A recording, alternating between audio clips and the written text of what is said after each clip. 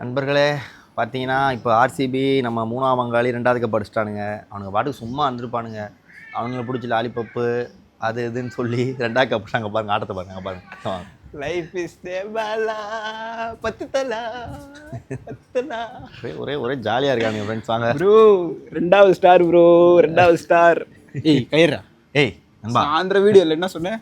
GT சப்போர்ட்டா? டேய் கில்லி Barney மாப்ளையா? இங்கே பாரு பர்னி, இங்கே பாரு பர்னி, நான் உண்மையாகவே ஆர்சிபி சப்போர்ட். பச்சோந்தி.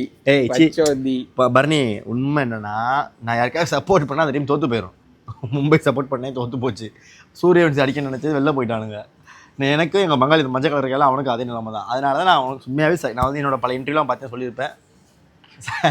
நீங்கள் தான் கப் அடிக்கணும்னு சொல்லியிருப்பேன். சொன்ன மாதிரி அடிச்சிட்டிங்க, சந்தோஷம். 2வது கப் அடிச்சிட்டிங்க, back to back cup, back to back hattrick cup. அவ்வளோதான், அடுத்த வருஷம் எங்களுக்கு தான். பேக் டு பேக் வச்சு ஆட்ரிக் அடுத்த வருஷம் ஆட்ரிக்காக அடிப்பீங்க போல இருக்குது.